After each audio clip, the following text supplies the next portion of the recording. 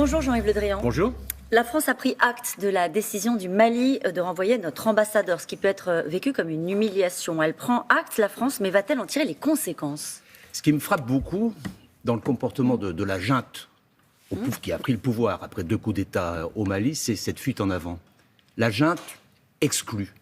Elle exclut notre ambassadeur. Il y a quelques jours, elle excluait les forces spéciales danoises qui étaient venues à leur demande aider à combattre le terrorisme et accompagner les forces maliennes pour cela. Elle a exclu antérieurement le représentant de ce qu'on appelle la communauté des États d'Afrique de l'Ouest qui était là pour être le porte-parole de ces pays. Elle l'a exclu.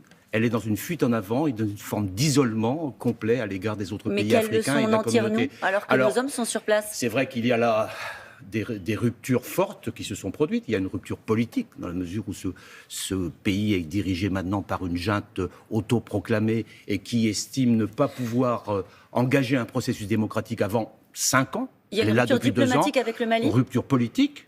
Et puis rupture militaire, parce que de plus en plus, il y a des entraves à notre fonctionnement. Et puis rupture aussi de ce pays et de la junte au pouvoir avec la communauté internationale, avec les Nations Unies, avec les pays voisins. Donc cette rupture-là nous amène obligatoirement à nous interroger sur notre posture. Et nous avons engagé des consultations, parce que nous ne sommes pas le seul dans cette affaire. Le combat contre le terrorisme au Sahel, ce n'est pas uniquement au Mali que ça se passe dans d'autres pays. Donc nous sommes aujourd'hui en discussion. Vous laissez entendre, Jean-Yves Le Drian, que la décision de retirer les soldats français, elle ne sera pas française ? Elle sera européenne ? Elle sera française. Mais il faut que nous puissions discuter avec l'ensemble de nos partenaires, que ce soit les partenaires européens ou les partenaires africains, sur la manière dont nous allons nous comporter demain pour continuer à combattre le terrorisme. L'hypothèse de rester est toujours dans votre esprit et dans l'esprit de la France ? Nous consultons, nous réfléchissons et nous allons agir dans les jours qui viennent. Sur quels critères vous réfléchissez ? En fonction de la force que nous avons pour combattre le terrorisme avec d'autres. Parce que nous ne sommes pas tout seuls. Nous sommes avec les Africains, avec le Burkina Faso, avec le Tchad, avec la Mauritanie, avec le Niger. Ils sont combattants auprès de nous. Et nous sommes avec les Européens. Il y a 10 pays européens qui sont présents. Et puis, il y a aussi la communauté internationale. Je vous poserai la question autrement, Jean-Yves Le Drian. Les conditions de notre maintien dans ces conditions au Mali sont-elles réunies ? Je trouve qu'aujourd'hui, la situation ne peut pas rester en l'état. Et c'est la raison pour laquelle nous sommes engagés dans une consultation pour adapter notre dispositif à la nouvelle donne que provoque la junte au pouvoir au Mali. Ça fait 9 ans qu'on est là-bas ? Oui, mais on a déjà beaucoup agi. Il y a énormément d'hommes, d'infrastructures qui sont installés à Gao. On ne déciderait pas de quitter le Mali comme ça prendrait du temps ? De toute façon, si on quittait le Mali, ça prendrait du temps. Mais aujourd'hui, le sujet, c'est comment est-ce que demain, on va continuer à combattre le terrorisme non seulement au Sahel, mais aussi dans la zone du golfe de Guinée. Parce que le combat continue, c'est ça que vous nous dites ce matin, mais il peut être conduit, ce combat du Niger, par exemple. Peut se passer autrement. On est en train de réfléchir à cette adaptation. Notamment au Niger ? Ce serait plus... Ça peut être sous une autre forme, à discuter avec les différentes capitales africaines. Nous sommes dans ce débat-là. Il y aura, à la fin de cette semaine, un sommet de l'Union africaine, qui a aussi une position extrêmement ferme à l'encontre de la junte qui est autoritaire, qui est au Mali, qui est en désaccord avec les orientations de cette junte et qui a pris aussi des mesures de sanctions. Le Mali vous accuse la France d'instrumentaliser les sanctions de la CEDEAO notamment.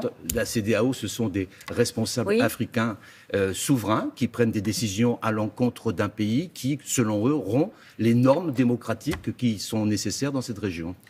À Vladimir Poutine, vous dites pas un pas de plus quand on parle de l'Ukraine et les commandos Wagner restent au Mali. C'est la décision de l'autorité malienne de s'appuyer sur des mercenaires qui, aujourd'hui, n'ont jamais fait la preuve de leur capacité à lutter contre le terrorisme. On les a vus en République centrafricaine. Ce sont des gens qui font des exactions, ce sont des gens qui se servent directement sur les ressources du pays et qui ont pour principal objectif de protéger la junte au pouvoir. Quand on voit comment les choses se passent et peut-être vont se terminer au Mali, il y a des gens qui vous regardent ce matin et qui disent 53 soldats français sont morts. Est-ce que cette opération est un échec ? Moi, j'étais ministre de la Défense au moment où les opérations ont commencé et je me souviens du premier mort, le chef de bataillon Damien Boiteux. Et puis, il y a eu récemment le 53e, le brigadier Martin. La France a été au rendez-vous du combat contre le terrorisme, à la demande de ces pays. La France a payé le prix du sang. Et je souhaiterais vraiment que cela soit respecté. Elle est venue à la demande de ces pays. Peut-elle repartir à la demande de ces pays aussi, Jean-Yves Le Drian ? Elle est venue à la demande de ces pays, elle est venue aussi, mais de ces pays, parce qu'il n'y a pas que le Mali. Elle est venue à la demande de ces pays, elle est venue aussi en accord avec les Nations Unies. Parce que tous les ans, les Nations Unies, le Conseil de sécurité, mandatent à la fois la force Barkhane et puis les forces des Nations Unies pour maintenir la paix dans cette région. Il serait opportun que la junte s'en rende compte.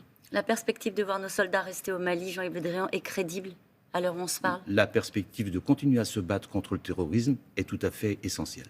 Au Mali ou ailleurs ? Au Sahel et dans toute l'Afrique de l'Ouest. C'est dit. En Ukraine, Jean-Yves Le Drian, sommes-nous entrés dans une logique de guerre ? Je ne vais pas vous cacher, la situation est très grave.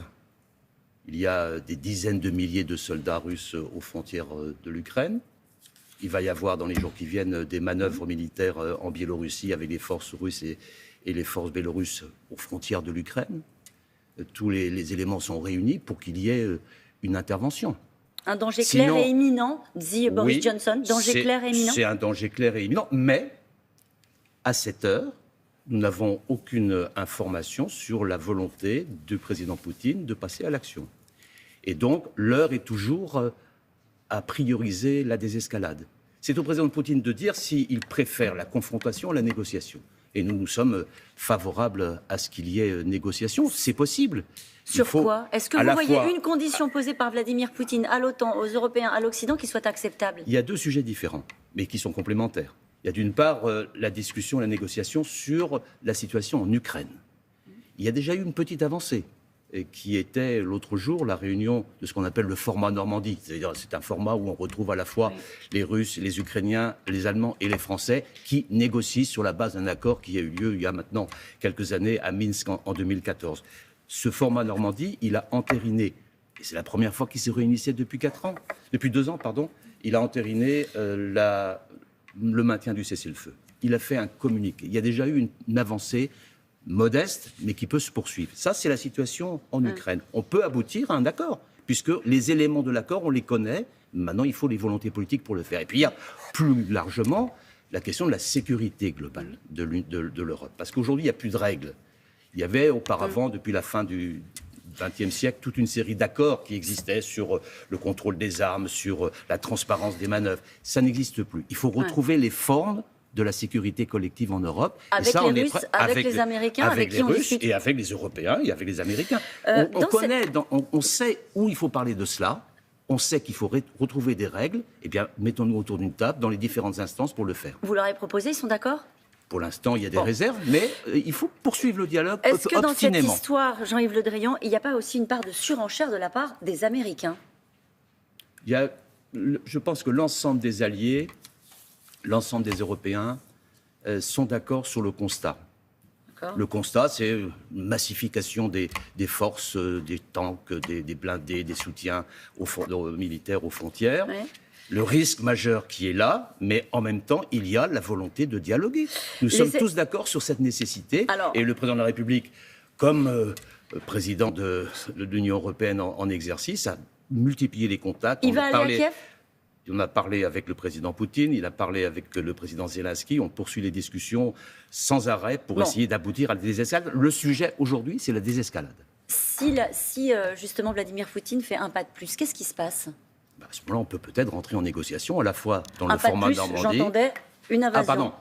À ce moment-là, il le sait, des mesures et des représailles considérables. Considérables ? Est-ce que... Massives, considérables. Et si d'aventure il y avait une intervention qui remettait en cause l'intégrité et la souveraineté de l'Ukraine là maintenant, ça veut dire qu'il y aurait déjà des conséquences sur l'énergie, puisque le gaz européen, il passe en grande partie par l'Ukraine. Il y aurait des conséquences graves, mais il y aurait des conséquences graves et massives à l'encontre de la Russie, pour dissuader la Russie de faire une intervention en Ukraine. Ce serait l'Europe qui serait pénalisée par les sanctions économiques vis-à-vis de la Russie aussi ? Il y aura des mesures d'atténuation pour éviter que l'Europe subisse les conséquences. Ouais. Mais la Russie sait que si elle fait un pas, alors les mesures seront lourdes. Des sanctions économiques ? Financières. Nous sommes à 67 jours de la présidentielle, Jean-Yves Le Drian. Est-ce que vous craignez des ingérences sur ce scrutin ? Et est-ce qu'il y a déjà eu des alertes ? Je pense qu'on est beaucoup plus prémunis là que nous l'étions dans le passé. Et la précaution et la sécurité cyber est une de nos priorités. Et tout me laisse à penser quand même que ces élections se passeront normalement sans ingérence. Merci beaucoup, Jean-Yves Le Drian. Merci Jean-Yves Le Drian. La France